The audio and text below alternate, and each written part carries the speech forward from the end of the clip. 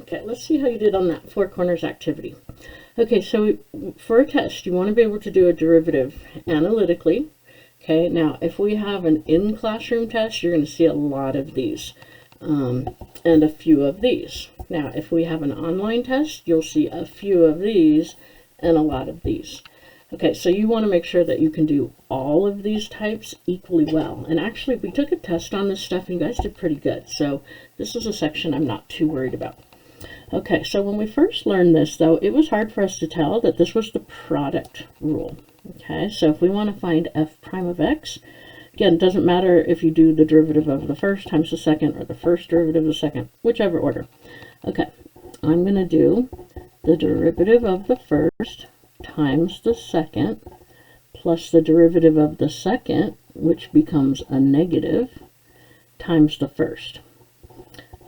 Usually, remember, oops, the first is x squared. This is fine to leave it like this.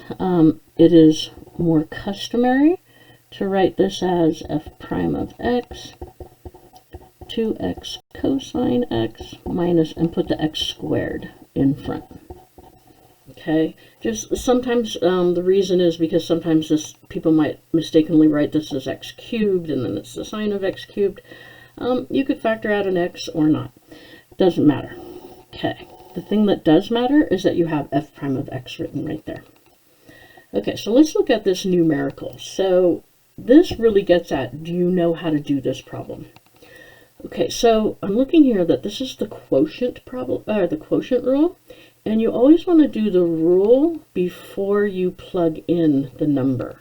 So you don't want to find k of -1 divided by 3 over 1. We're going to first do the derivative. Okay, so h prime of x. So we're going to do low d high minus high d low square the bottom, and away we go. Okay, so always do the product rule first, or the quotient rule, or whatever it is, before you start plugging in that -1. Okay, all right, so now I'm going to say h prime of -1. So this is going to be 3 times -1 is that. Okay, k of -1. 3 times -1 is -3. And especially on an open-ended problem, show your steps, okay? Because you're going to pick up a lot of points for that right there. Okay, so let's see. -3 k prime of -1 is 4. K of -1 is -3. All over 9. So we have -12 plus 9 over 9, which is -3 over 9.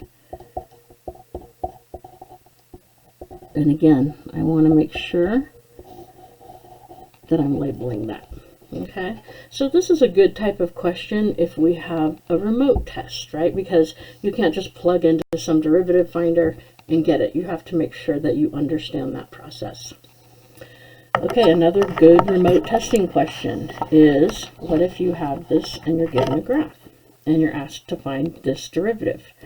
Okay, again, I'm not going to plug in that 3. I'm going to use the product rule. Okay, because I have two products. So I'm going to say that p prime of x is the derivative of the first times the derivative, or times the second, plus the second, derivative of the second times the first. Okay, so I'm going to put that there. Now I'm going to find p prime of 3, which is 5 times g of 3 plus g prime of 3. 5 times 3 is 15. Okay, so this is where we have to be careful. Remember that g of 3 is actually the point on the graph. Okay, there's g of 3. It's at 0. I'll put the 15 in front. G prime of 3 is the slope of the graph.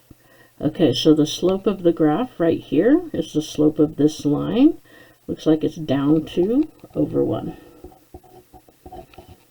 Okay, so p prime of 3 is negative 30. Okay, so again, a graph is a really good question because you can't just plug that into a derivative site and find that answer.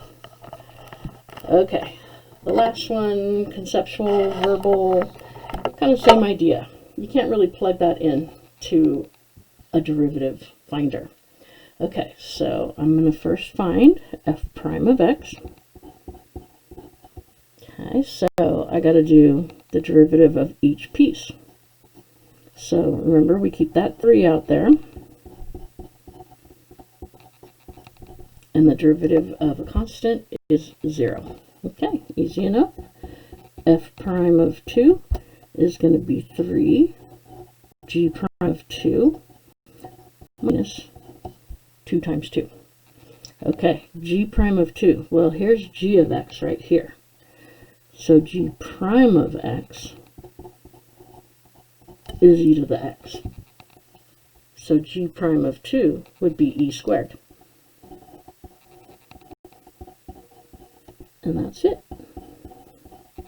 Okay, those are also really good problems for you to keep in your review, especially you BC guys. All right, hope that helped.